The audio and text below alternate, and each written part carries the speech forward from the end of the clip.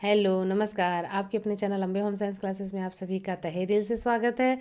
तो आज मैं बहुत ही मज़ेदार प्रश्न लेके आई हूँ और ये प्रश्न जो है आपके आहार से रिलेटेड है, यानी आहार नियोजन से है। किस रोगी के व्यक्ति को कैसा आहार देना चाहिए और किस प्रकार का आहार हमारी हेल्थ के लिए लाभप्रद होता है, तो ये सारा क्वेश्चन में हम जानेंगे। ठीक है, तो चलिए हम लोग शुरू करते हैं। पहला प्रश्न है, किसी के भोजन में हरी सब्जियां आवश्यक क्यों होती हैं? तो जो आपकी हरी सब्जियां होती हैं वो भोजन के लिए क्यों आवश्यक होती है? क्योंकि उसमें बहुत सारे विटामिन्स और खनिज लवण होते हैं, यानी जितने भी आपके विटामिन्स होते हैं और खनिज लवण ये हरी सब्जियों में पाई जाती है। जैसे पालक हो गया, मेथी, बथुआ, चने का साग, ये सब चीज़ों में क्या है, आपको बहुत ज़्यादा विटामिन्स और खनिज लवण प्राप्त होता है। जितने भी आपके पत्तेदार सब्जियां होती हैं उनमें बहुत ज़्यादा मात्रा में प्रोटीन, विटामिन्स और खनिज लवण पाए जाते हैं। नेक्स्ट क्वेश्चन है, कौन सी भोजन सेवा प्रणाली का केंद्रीय इकाई में भोजन उत्पादित करके अन्य छोटी इकाइयों को प्रसंस्कृत भोजन बांटती है? तो ये कौन सा है? पारंपरिक इकाई होती है। पारंपरिक भोजन सेवा प्रणाली जो होती है एक केंद्रीय इकाई में भोजन उत्पादित करके अन्य छोटी इकाइयों को प्रसंस्कृत भोजन बांटती है। नेक्स्ट क्वेश्चन है, एर्गोनॉमिक्स यानी मजदूर कार्य क्षमता शास्त्र शब्द को ग्रीस शब्द एर्गोन और नोमोस से बनाया गया, जिसका मतलब क्या होता है? जिसका मतलब होता है नैसर्गिक नियम के साथ काम करना। क्या होता है? नैसर्गिक नियम के साथ काम करना। नेक्स्ट क्वेश्चन है, तेलिया मछलियों के उस घटक का नाम बताइए जो बच्चों में मस्तिष्क के विकास में मदद करता है। तो ये कौन सा है? ओमेगा 3 फैटी एसिड जो होता है ये बच्चों के मस्तिष्क के विकास में मदद करता है। नेक्स्ट क्वेश्चन है, पीईएम बच्चों के बीच कुपोषण का सबसे व्यापक रूप से प्रचलित रूप है। पीईएम का अर्थ क्या होता है? तो पी मतलब होता है प्रोटीन, ई से होता है एनर्जी, एम से होता है माल न्यूट्रिशन। तो याद रहेगा आपको, पीईएम का मतलब क्या होता है? प्रोटीन, एनर्जी, माल न्यूट्रिशन। नेक्स्ट क्वेश्चन है, वयस्क महिलाओं के लिए विटामिन सी की दैनिक आवश्यकता क्या होती है? तो दैनिक आवश्यकता आपकी होती है 30 से 40 mg। जो वयस्क महिलाएं होती हैं उनके लिए विटामिन सी बहुत ज़रूरी है और ये विटामिन सी हमें आहार के माध्यम से प्राप्त करना चाहिए। आहार मतलब अपने भोजन के माध्यम से प्राप्त करना चाहिए। और आप सबको पता है विटामिन सी सबसे ज़्यादा आंवला एवं अमरूद में पाया जाता है, और नींबू है, संतरा, अनानास, आम, पपीता, टमाटर, चौलाई, बंद गोभी, धनिया पत्ता गोभी, सहजन की पत्ती, मूली का पत्ता, इन सब में विटामिन सी बहुत ज़्यादा मात्रा में पाया जाता है। नेक्स्ट क्वेश्चन है, उस मछली का नाम बताइए जिसे गर्भावस्था के दौरान खाने से बीमारियों से पूरी तरह बचा जाना चाहिए। तो वो कौन सी मछली है जिससे क्या होता है, गर्भावस्था में गर्भवती महिलाएं जो होती है वो बीमारियों से बच सकती है? तो वो है फ्रेश ट्यूना मछली। कौन सी मछली है? फ्रेश ट्यूना मछली। इसको खाने से क्या होता है, बीमारियों से हम बच सकते हैं, क्योंकि गर्भवती जो स्त्री होती है उनके आहार पर हमें विशेष ध्यान देना बहुत ही आवश्यक होता है। अब ये ध्यान देना क्यों आवश्यकता होता है? क्योंकि गर्भस्थ शिशु उस गर्भवती स्त्री के ही शरीर का अंग है ना। तो जब गर्भवती स्त्री अपने भोजन का यानी अपने आहार का सही रूप से नियोजन करती है तो गर्भस्थ शिशु भी स्वस्थ रहता है। तो इसलिए गर्भावस्था के दौरान फ्रेश ट्यूना मछली खाने से गर्भवती महिलाओं जो होती हैं वो बीमारियों से बच सकती हैं।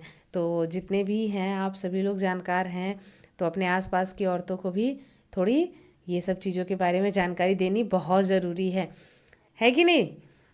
इसके लिए अब देखिए हमें क्या बातों का ध्यान रखना चाहिए।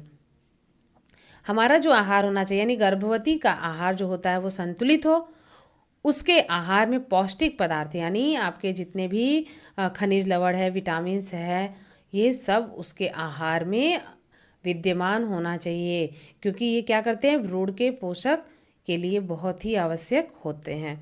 पीने के पानी का TDS होना चाहिए। तो कितना होना चाहिए?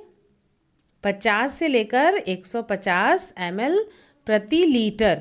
ठीक है, तो पीने का जो पानी होता है वो अनेक प्रकार के खनिज लवण, कार्बनिक व अकार्बनिक पदार्थ तथा गैसों से जो गैस होती है उसमें क्या होता है, उसकी निश्चित अनुपात से अधिक या कभी कभी क्या होता है अन्य आवश्यक तथा हानिकारक पदार्थ भी उसमें घुल जाते हैं, जिसके कारण वो जल जो होता है वो दूषित हो जाता है। तो अनेक कीटाणुनाशक पदार्थ अब और जो रासायनिक खाद्य औद्योगिक होते हैं, ये अपशिष्ट वाहित मल आदि सब क्या है, जल में प्रवाहित होते हैं या जल में मिल जाते हैं, जिसके कारण क्या होता है, जल प्रदूषित होता है। ठीक। नेक्स्ट क्वेश्चन है, प्रजनन एवं दुग्ध श्रावण हेतु कौन सा खनिज आवश्यक है? तो प्रजनन हेतु, दुग्ध श्रावण हेतु कौन सा खनिज आवश्यक है? तो ये कैल्शियम खनिज जो है वो बहुत ज़्यादा आवश्यक होता है भ्रूण के विकास के लिए, और हड्डियों के निर्माण जो होते हैं उस समय आरंभ हो जाते हैं, और उस समय हमें कैल्शियम, प्रोटीन, कोलेजन व कार्बोज के साथ साथ मिलक कैल्सिफिकेशन प्रोटीन से हमारी जो हड्डियाँ होती हैं वो ठोस और मजबूत होती हैं। तो इसके लिए हमें क्या, फास्फोरस के साथ मिलकर कैल्शियम जो होता है वो फास्फेट तथा हाइड्रोक्सीपिटाइट जो होता है वो बनाता है। ठीक है। नेक्स्ट क्वेश्चन है, हरी पत्तेदार एवं पीली सब्जियों का सर्वोत्तम स्रोत है। तो हरी और पत्तेदार जो पीली सब्जियां होती हैं, हरी पत्तेदार सब्जी और पीली जो सब्जियां होती हैं, ये क्या है आपका, बीटा कैरोटीन के सर्वोत्तम साधन है। नेक्स्ट क्वेश्चन है, अतिसार के रोगी का भोजन जो होता है, यानी रोगी को कैसा भोजन देना चाहिए? तो अतिसार युक्त जो अतिसार से ग्रसित व्यक्ति होता है उसे हमें कम रेशे युक्त आहार देना चाहिए। नेक्स्ट क्वेश्चन है, गर्भावस्था में कितनी औसत अतिरिक्त कैलोरी की आवश्यकता होती है? तो कितनी अतिरिक्त कैलोरी की आवश्यकता होती है? 300। ICMR जो है भोज्य विशेषज्ञ ने 300 किलो कैलोरी अतिरिक्त ऊर्जा की आवश्यकता बताई है। और आज का आखिरी प्रश्न है, आहार नियोजन महत्वपूर्ण है। किसके लिए आहार नियोजन महत्वपूर्ण है?